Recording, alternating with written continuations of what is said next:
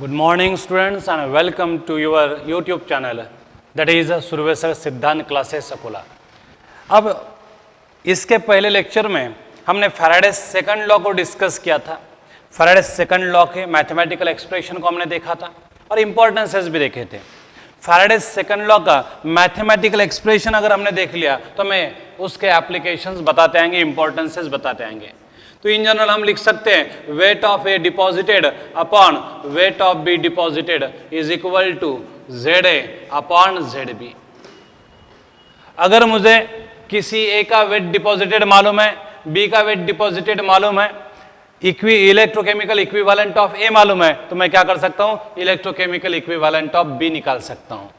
तो by knowing the weights of substances deposited at respective electrode and by knowing the electrochemical equivalent of one of the element we can calculate electrochemical equivalent of another remaining element। बराबर है। तो इस तरह से हम क्या कर सकते हैं, इलेक्ट्रोकेमिकल इक्विवेलेंट निकाल सकते हैं। और एक फॉर्मूला लिख सकते हैं हम WA upon WB is equal to क्या लिख सकते हैं हम, EA अपॉन EB। क्यों भाई, ऐसा क्यों लिख सकते हैं? क्योंकि equivalent weight is directly proportional to the electrochemical equivalent. कल हमने ये फार्मूला भी देखा है, E is equal to Z into 96500 coulomb. 96500 ये कांस्टेंट वैल्यू है, तो ये कांस्टेंट और इक्वल टू हटाकर हम क्या कर सकते हैं, यहाँ पे डायरेक्टली प्रोपोर्शनल का साइन लिख सकते हैं। तो Z के जगह पे मैं E लिख सकता हूँ, तो ZA के जगह पे EA एंड ZB के जगह पे EB लिख सकता हूँ। तो हमें ये एक फार्मूला मिलेगा।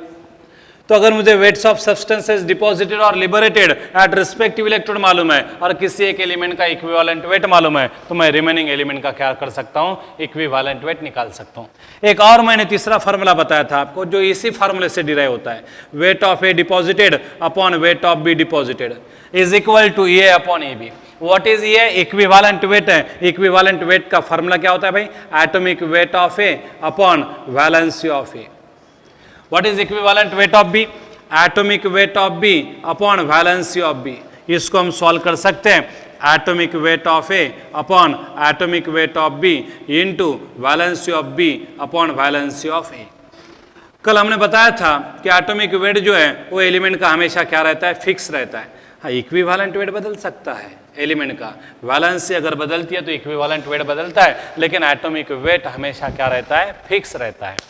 एटॉमिक वेट हो या मॉलिक्यूलर वेट हो, ये हमेशा फिक्स रहते हैं, ये कभी बदलते नहीं है। कंपाउंड अगर सेम है तो उसका मॉलिक्यूलर वेट, एलिमेंट सेम है तो उसका एटॉमिक वेट हमेशा सेम रहेगा, लेकिन इक्विवेलेंट वेट सेम ही रहेगा, इसकी कोई गारंटी नहीं है। क्योंकि बहुत सारे एलिमेंट जो है वो अलग अलग वेरिएबल वैलेंसी दिखाते हैं, अलग अलग वैलेंसी दिखाते हैं, तो उनका इक्विवेलेंट वेट बदल भी सकता है।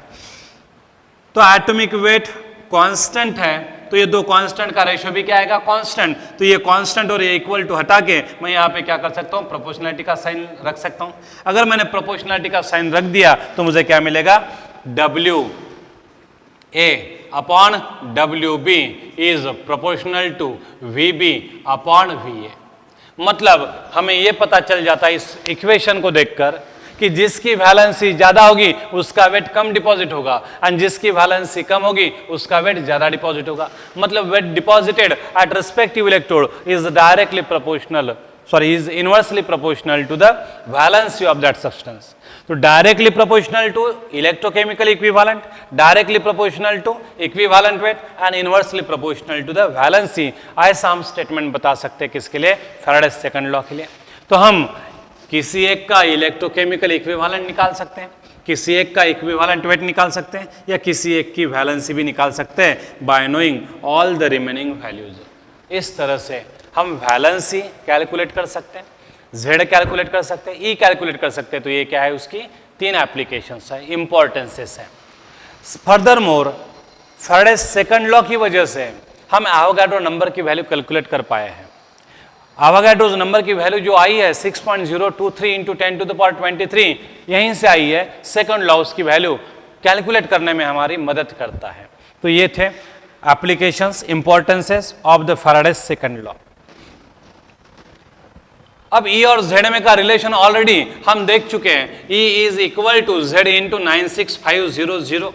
अब ये रिलेशन कैसे आया था, तो हमने 1 कूलम से डिपॉजिट होने वाले वेट को Z कहा जाता है, एंड 96500 कूलम यानी 1 फैराडे से डिपॉजिट होने वाले वेट को इक्विवेलेंट वेट कहा जाता है। ये डेफिनेशन हमने देखी है।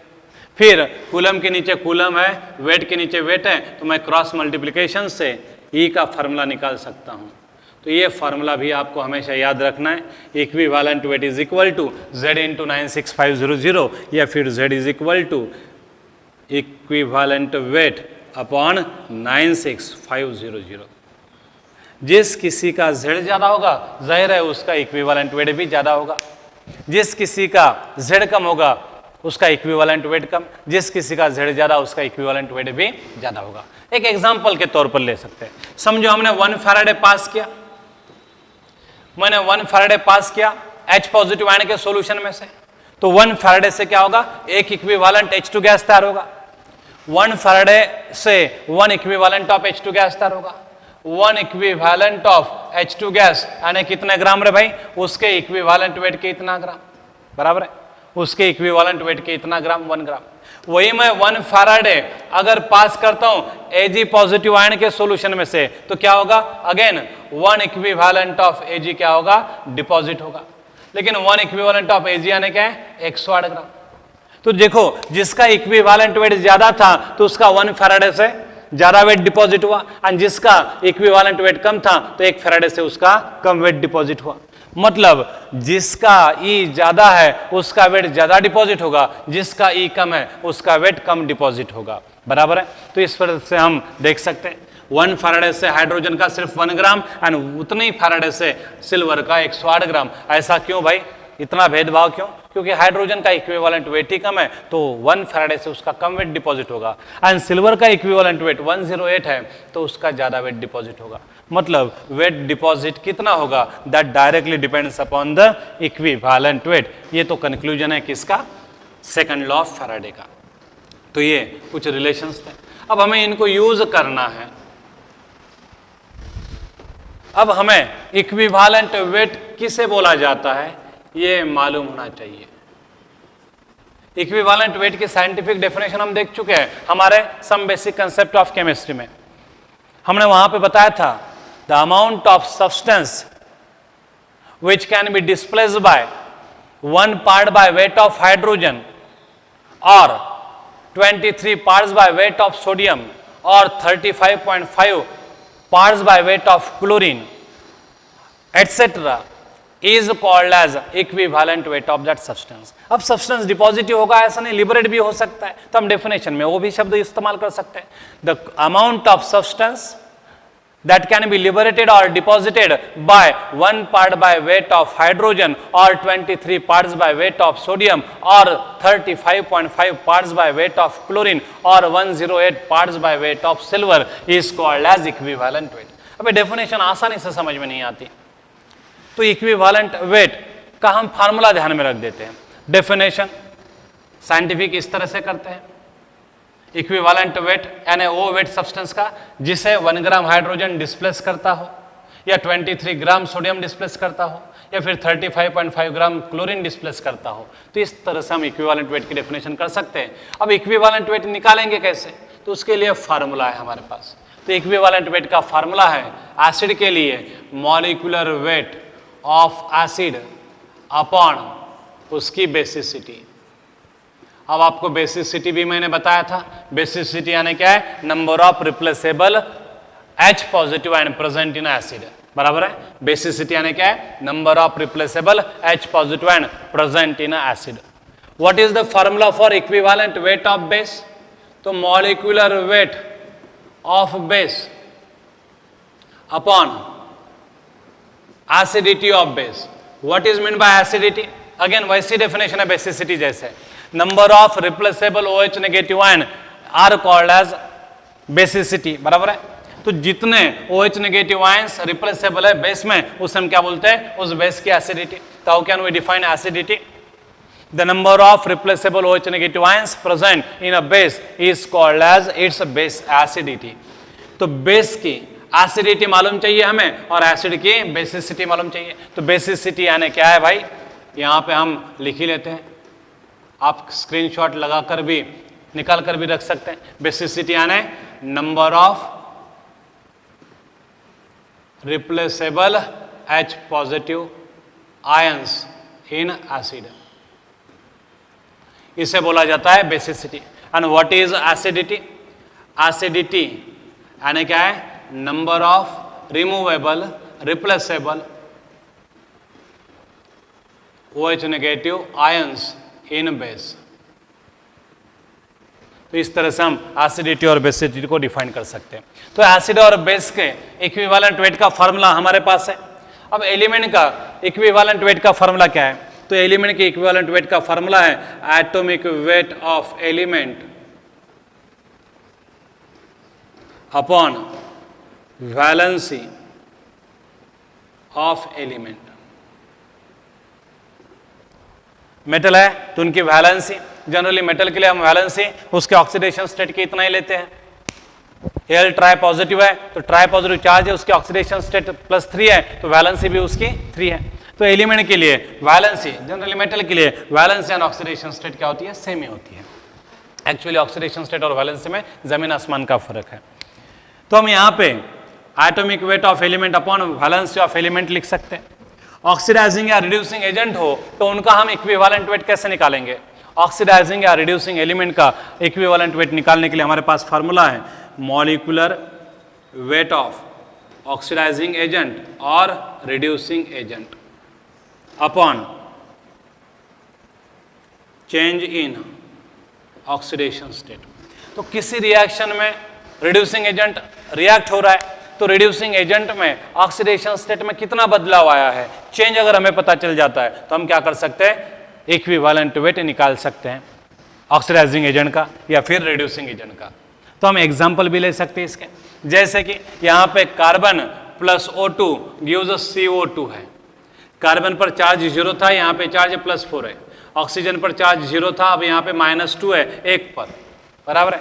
तो यहाँ पे कार्बन का इक्विवेलेंट वेट क्या होगा?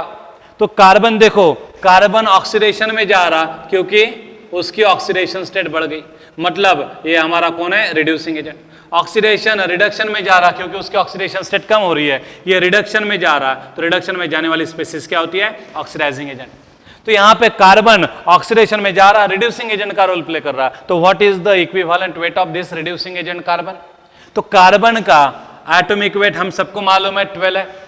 कार्बन की पहले ऑक्सीडेशन स्टेट 0 थी, अब +4 है, तो 0 से +4 हुआ ऑक्सीडेशन स्टेट, तो कितने का चेंज आया है? 4 का चेंज आया है। इसलिए what is the equivalent weight of carbon? 3।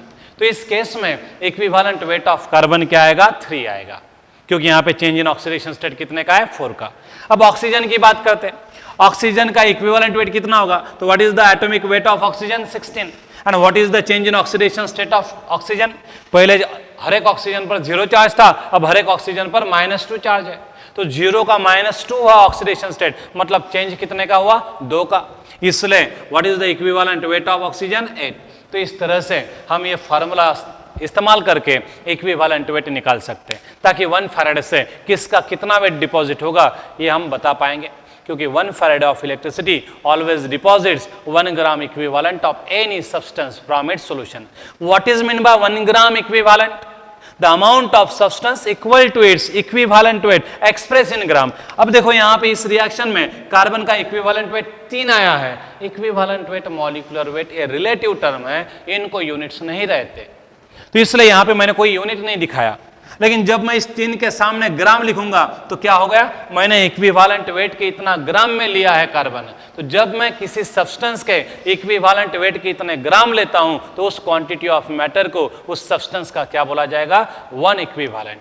Amount of substance equal to its equivalent weight express in gram is called as 1 equivalent of that substance. जैसे ऑक्सीजन का 1 इक्विवेलेंट कितने का होगा भाई? तो ऑक्सीजन का इक्विवेलेंट वेट 8 है, तो जब मैं 8 ग्राम ऑक्सीजन लूंगा, इक्विवेलेंट वेट कितने ग्राम लूंगा, तो उसे क्या बोला जाएगा? 1 इक्विवेलेंट ऑफ ऑक्सीजन बोला जाएगा। तो equivalent weight express in gram is called as 1 gram equivalent of that substance. और उतना ही सब्सटेंस डिपॉजिट होता है जब भी हम 1 फैराडे पास करेंगे तब। Do you got it? तो 1 फैराडे ऑफ इलेक्ट्रिसिटी से किसका कितना ग्राम डिपॉजिट होगा, इसके लिए हमें उस सब्सटेंस का इक्विवेलेंट वेट निकालते आना चाहिए। तो आप इस फार्मूले की तरफ देख लो एक बार, ये फार्मूले आपको लर्न होने चाहिए, बिना फार्मूले के हम चमत्कार नहीं कर सकते। बच्चे न्यूमेरिकल के लिए फार्मूले लर्न ही नहीं करते और वैसे न्यूमेरिकल सॉल्व करने बैठ जाते हैं, फिर न्यूमेरिकल नहीं आते, फिर मायूस हो जाते हैं। तो आपको फार्मूले लर्न करने की बहुत ज़्यादा आवश्यकता है। तो ये फार्मूला देख लो, equivalent weight of acid, molecular weight of acid upon basicity. मैंने बेसिसिटी भी बोल दिया, क्या है, number of replaceable H positive ion. What is equivalent weight of base, molecular weight of base upon acidity. What is acidity, number of replaceable OH negative ion. What is equivalent weight of element, atomic weight of element upon the valency of element. Molecular weight of oxidising agent और reducing agent क्या है, तो हम ये formula बता सकते हैं, molecular weight of oxidising और reducing agent upon change in its oxidation state during a given reaction. तो जैसे मैंने यहाँ पे आपको कार्बन का एंड ऑक्सीजन का इक्विवेलेंट वेट निकाल के बताया। अब आप ऐसा भी बोल सकते हैं, carbon is element and what is the valency of carbon in this CO2, 4 है, तो 12/4 यानी कितना रहे, 3। तो एलिमेंट समझ के भी मैं निकाल सकता हूँ, ऑक्सीजन को भी एलिमेंट समझ के निकाल सकता हूँ, सेम ही आएगा आंसर, कोई फर्क नहीं गिरेगा। तो ये फार्मूले हैं, आपको लर्न करने पड़ेंगे। देखिए भाई, बिना मेहनत के कुछ नहीं मिलता, किसी को भी नहीं मिलता, आपको मेहनत करनी पड़ेगी, चाहे वो फिर फार्मूले लर्न करने के लिए मेहनत करनी हो या फिर न्यूमेरिकल सॉल्व करने के लिए मेहनत हो। बिना मेहनत के कुछ नहीं मिलता, आज के दुनिया में तो कुछ भी नहीं मिलता।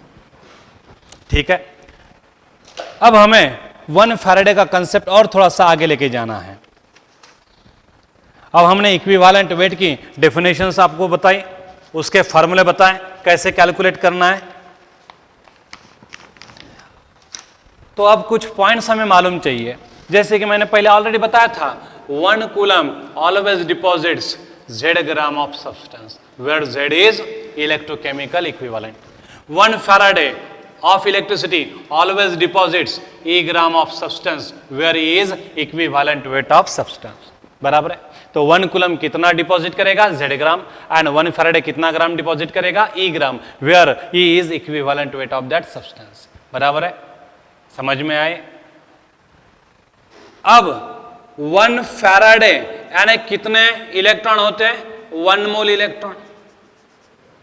जब मुझे कभी 1 मोल ऑफ पॉजिटिव चार्ज को डिसअपियर करना हो या 1 मोल नेगेटिव चार्ज को डिसअपियर करना हो, तो उसके लिए जो क्वांटिटी ऑफ इलेक्ट्रिसिटी लगती है वो बराबर एग्जैक्टली क्या रहती है, 1 फैराडे। और 1 फैराडे यानी क्या है, 1 mole of electron. 1 mole positive charge disappear करना है तो 1 मोल इलेक्ट्रॉन भेजने पड़ेंगे, 1 मोल नेगेटिव चार्ज को डिसअपियर करना है तो 1 मोल इलेक्ट्रॉन निकालने पड़ेंगे। इसलिए 1 faraday is equivalent to 1 mole of electron. Actually यहाँ पे इक्वल टू साइन नहीं लिखना चाहिए, क्योंकि 1 फैराडे यानी 1 मोल इलेक्ट्रॉन नहीं होते, 1 फैराडे यानी charge present on 1 mole of electron होता है। यहाँ पे मैंने इक्विवेलेंट का साइन लिखना चाहिए, तो 1 faraday is equivalent to 1 mole of electron, that is 6.023 into 10 to the power 23 electrons. बराबर है, वैसे 1 कूलम यानी भी हमने देखा है 6.28 into 10 to the power 10 to the power 18 electrons. बराबर है। अब जब हम इलेक्ट्रोलिसिस करते हैं तो बहुत सारे सवाल पूछे जाते हैं और उन सवाल के लिए अब हमें थोड़ा सा आगे जाना है। तो आपको ये समझ में आए 1 कूलम यानी कितने इलेक्ट्रॉन होते हैं, 6.28 into 10 to the power 18। 1 faraday यानी कितने मोल इलेक्ट्रॉन होते हैं, 1 मोल यानी कितने, 6.023 into 10 to the power 23 electrons यानी 1 फैराडे होता है।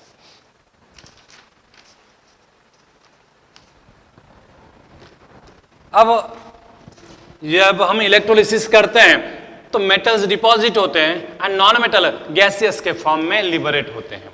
तो जनरली हम गैस के लिए लिबरेटेड शब्द का इस्तेमाल करते हैं एंड मेटल्स के लिए जो डिपॉजिट होते हैं उनके लिए हम डिपॉजिटेड शब्द यूज करते हैं। तो weight of metal deposited and weight of non metal liberated, ये वॉल्यूम बोला तो भी चलेगा।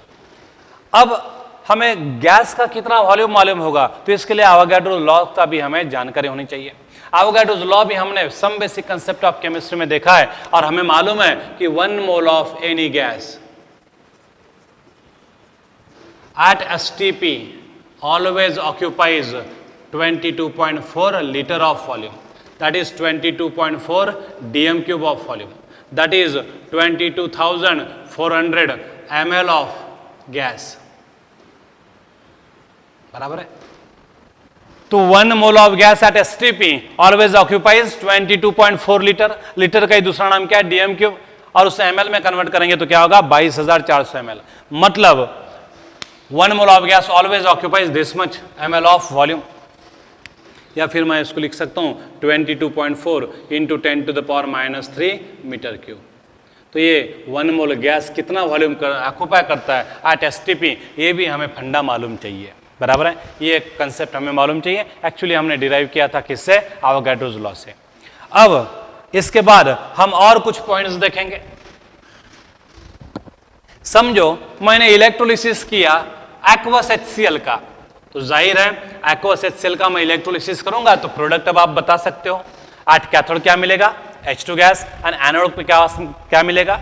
कौन जाएगा ऑक्सीडेशन में? Cl नेगेटिव की OH नेगेटिव। अब फटाक से आप आंसर बता सकते हो, कौन जाएगा? Cl negative. तो हमें एनोड के पास Cl2 मिलेगा और कैथोड के पास H2 मिलेगा, बराबर है। अब सवाल पूछा जाएगा आपको कि during electrolysis of aqueous HCl 112 ml of H2 is liberated at cathode. Calculate the volume of Cl2 liberated at anode. तो इस तरह का सवाल पूछा जाएगा तो अब क्या करेंगे भाई? तो इसके लिए भी हमें यही जो कंसेप्ट है वो देखने पड़ेंगे। तो आप इलेक्ट्रोलिसिस कर रहे हो एक्वस HCl का, प्रोडक्ट अब प्रेडिक्ट करते आते हैं, H2 मिलेगा कैथोड के पास एंड Cl2 मिलेगा एनोड के पास। अगर इलेक्ट्रोलिसिस के दौरान 112 ml H2 लिबरेट हुआ है कैथोड के पास, तब Cl2 कितना लिबरेट होगा? अब कैसे सॉल्व करेंगे? तो इसके लिए हमें थोड़ा बहुत क्या चाहिए? लॉजिकली सोचना चाहिए। देखो, अब एक ही इलेक्ट्रोलिटिक सेल है तो उसमें करंट भी तो सेम ही पास होगा। मतलब H2 और Cl2 दोनों एक ही इलेक्ट्रोलिटिक सेल में तैयार हो रहे हैं, तो उस इलेक्ट्रोलिटिक सेल में करंट भी सेम पास किया गया था, क्वांटिटी ऑफ इलेक्ट्रिसिटी भी सेम पास की गई थी। तो अब ये कैसे सॉल्व करें? अब देखो, वॉल्यूम ऑफ H2 गिवन है, वॉल्यूम ऑफ Cl2 पूछा है, तो हमें volume of H2 and volume of Cl2 में स्टैंडर्ड रिलेशन तैयार करना है। Volume of H2 and volume of Cl2 में स्टैंडर्ड रिलेशन तैयार करना है। स्टैंडर्ड रिलेशन है 1 फैराडे से कितना वॉल्यूम डिपॉजिट होगा हाइड्रोजन का और क्लोरीन का। तो हमें पता है 1 फैराडे ऑफ इलेक्ट्रिसिटी से, दैट इज 96500 कूलम इलेक्ट्रिसिटी से 1 इक्विवेलेंट ऑफ H2 लिबरेट होता है। मतलब 1 ग्राम ऑफ H2 लिबरेट होता है। 1 ग्राम ऑफ H2 यानी half mole of H2 liberate होता है, और हाफ मोल ऑफ H2 यानी कितना भाई? 11.2 लीटर एट STP। तो ये स्टैंडर्ड रिलेशंस है। 1 फैराडे यानी इतने कूलम से कितना H2 लिबरेट होगा? 1 इक्विवेलेंट। मतलब इक्विवेलेंट वेट कितना ग्राम? हाइड्रोजन का इक्विवेलेंट वेट 1 है, ये हमें पता चाहिए। तो 1 ग्राम H2 लिबरेट हुआ, लेकिन 1 ग्राम ऑफ H2 यानी क्या है? 2 ग्राम H2 यानी 1 मोल है, तो 1 ग्राम H2 यानी क्या होगा? Half mole. और 1 मोल का वॉल्यूम 22.4 लीटर होता है, तो हाफ मोल का वॉल्यूम कितना होगा? 11.2 लीटर। समझ में? अब वही क्लोरीन के लिए लिखेंगे। 1 फैराडे जब मैं पास करूंगा, मतलब 96500 कूलम पास करूंगा, तब 1 इक्विवेलेंट ऑफ क्लोरीन लिबरेट होगा। 1 इक्विवेलेंट ऑफ क्लोरीन यानी कितना भाई?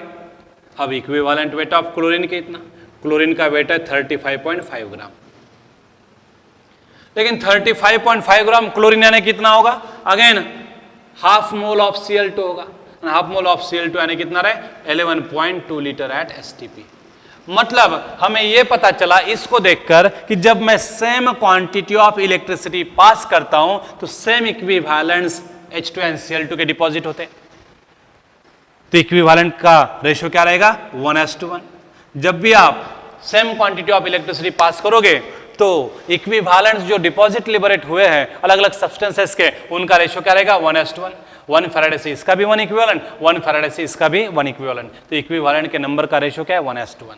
अगर वेट का रेशियो पूछा तो 1 फैराडे से इसका 1 ग्राम डिपॉजिट हो रहा है और 1 फैराडे से इसका 35.5 ग्राम डिपॉजिट हो रहा है। ऐसा क्यों भाई? क्योंकि हाइड्रोजन का इक्विवेलेंट वेट कम है, 1 है, तो 1 ग्राम डिपॉजिट होगा 1 फैराडे से।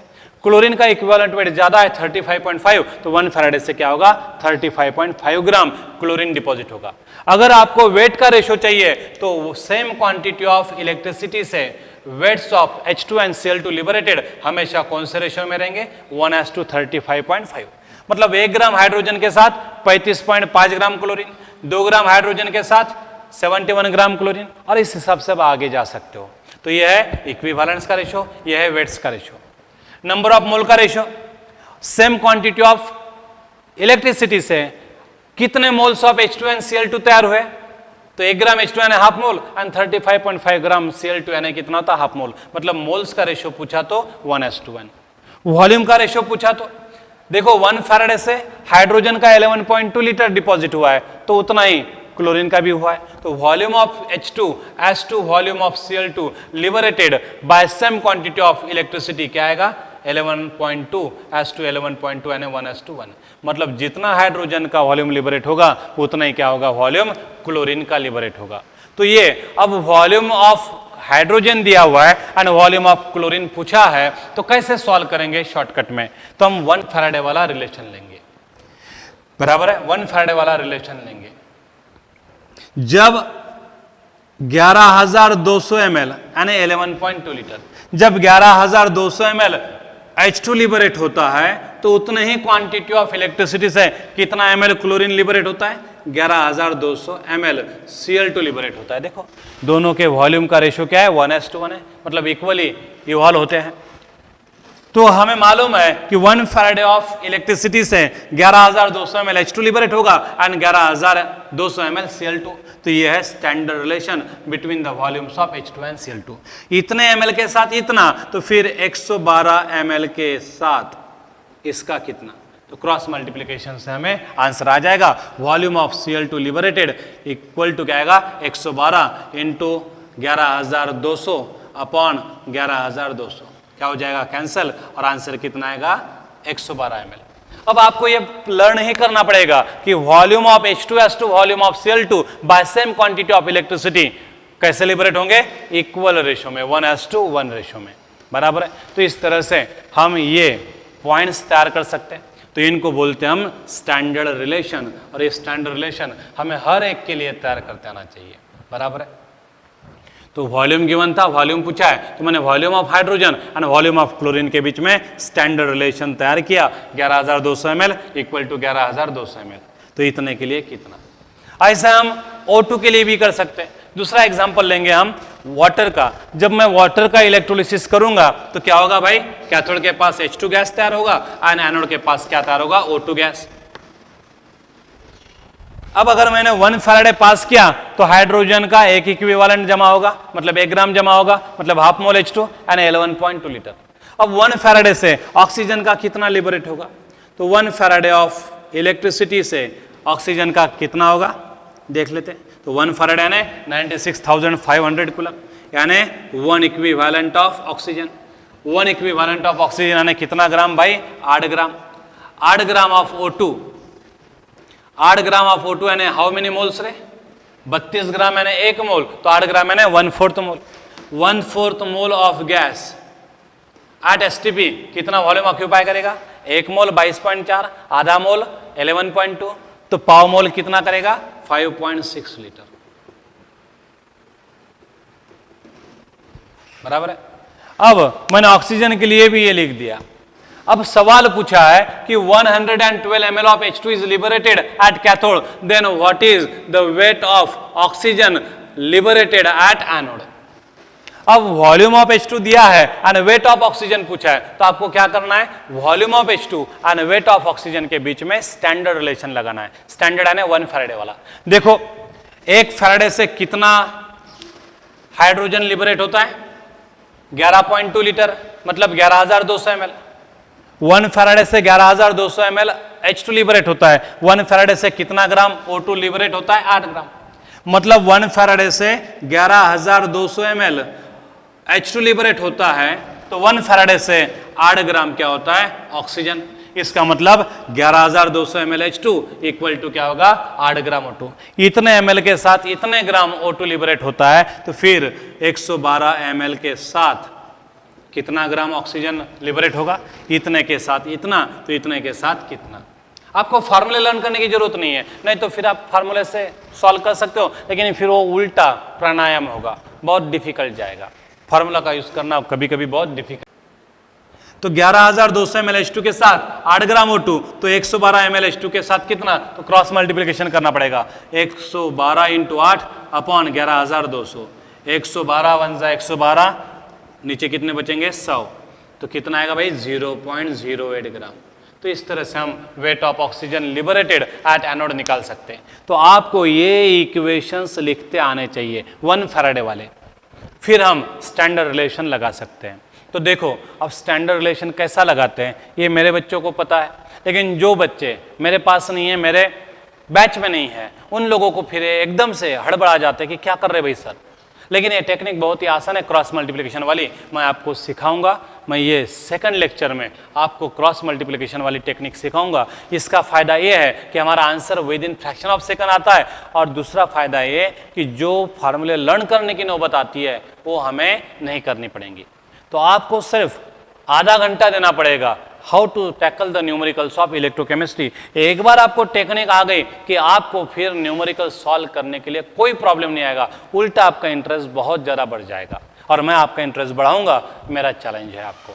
सिर्फ आप मेरे वीडियोस मन लगा के देख लीजिएगा, और जो भी कहीं डिफिकल्ट जाता हो आप मेरे व्हाट्सएप पर मुझे कांटेक्ट कर सकते हो।